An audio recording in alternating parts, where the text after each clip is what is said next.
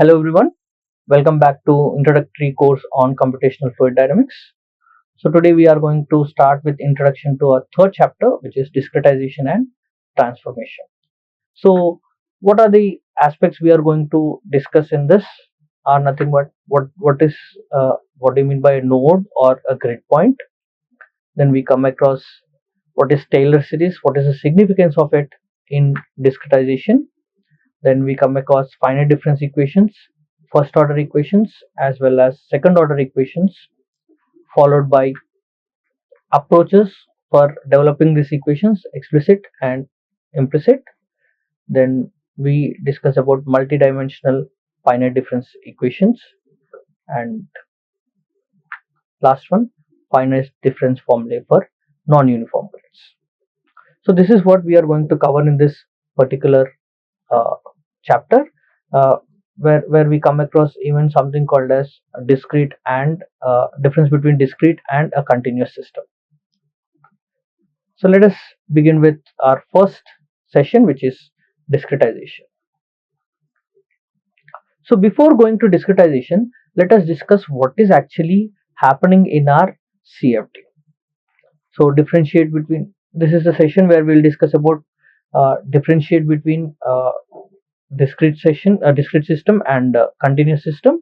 Then we have the grid point or node, then define discretization and types of discretization, then we'll end this session. So coming to major aspects, we know that all numerical methods are complex methods to solve any physical problem. Now when we speak of fluid dynamic problems, these are rather continuous. These are continuous and very much complex. So solution for these continuous problems can be solved using numerical methods which uses discrete methods. That is, the solution is carried out only at discrete points. We call them as grid points. So as I said, the partial differential equations which will define the fluid dynamic problems are continuous. The variables are always continuous, but the numerical techniques what we imply or apply for this solution of these partial differential equations will be applicable only at these discrete points. These discrete points we call them as grid points, which will come to later. So to understand this, first let us know the difference between what is a discrete system and what is a continuous system. So continuous system, the changes will occur smoothly and continuously, whereas discrete system, the changes can be accounted and observed. For example, if you are standing in a room and there is air moving in the room, that represents a continuous system. Room with air blowing represents a continuous system. So here the person will not get influenced by the air. He considers air as a medium rather than particles. A person cannot feel the presence of the air as a particle, rather we consider it as a medium. Whereas if you are standing in a room which is filled with, let's say, balls,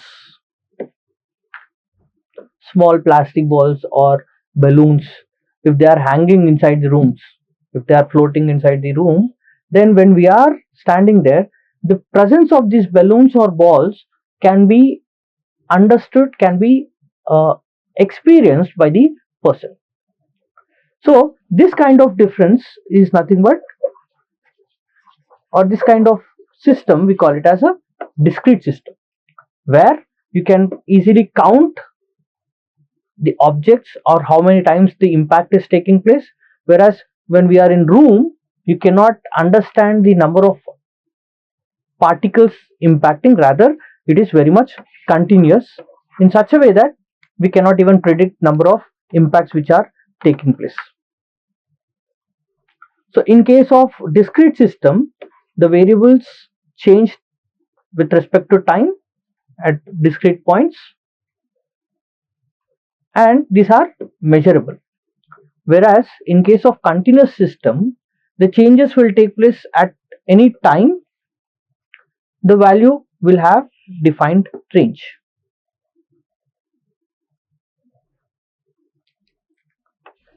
So here the changes in state variables are very much discrete, or they can be taken into account. We can measure them directly, but whereas here we have to take the averaged value based over a period of time. This system uses finite difference method or finite difference equations to describe the equation or to solve them, but the continuous system uses partial differential equations to describe the changes in the state.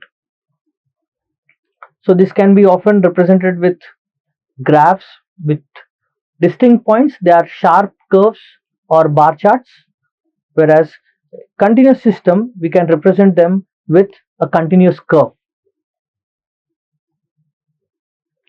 So discrete system can be used with techniques like Z transformation and computational simulations, and the solution can be obtained for a continuous system by using directly integration method or numerical integration methods. So this is a simple example of a continuous system and a discrete system. You can see that the curve for continuous system is very smooth, whereas for a discrete system you can see that this has been connected with lot of lines. You can see that the discrete system has continuously connected with straight lines, whereas if you observe a continuous system, these are represented with a smooth curve.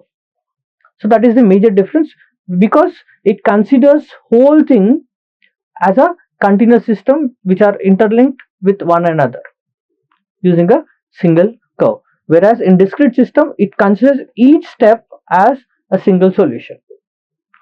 Then we'll add on those steps to get the total solution. Whereas for continuous system, you have to consider everything as a single system and solve it. So that is the major difference between a discrete system and a continuous system. Now let's dive into discretization. So what do you mean by discretization? So it is process of converting a partial differential equation into algebraic expressions over a given discrete points. So discretization is process of converting a partial differential equation into an algebraic equation which is defined over a discrete points. As we already mentioned, these discrete points we are calling them as grid points. For example, let us consider this system. So here it represents a domain which is divided into discrete points. Now each discrete point will be called as a node. Each discrete point is called as a node, and each discrete point will be designated with a ID. For example, in this case, since it is two-dimensional plane, we are representing I, j, where I represents the x location or identity with respect to x direction, and j represent identity with respect to y axis. So x and y. Here if you see delta x and delta y, these are nothing but the steps. That means size or difference between each of these particular nodes. So in x direction we are representing with delta x, in y direction we are representing with delta y. So this is how we generate or we identify the elements of a discrete system. But the solution is obtained using these discrete steps for our computational fluid dynamics, which is actually a continuous system.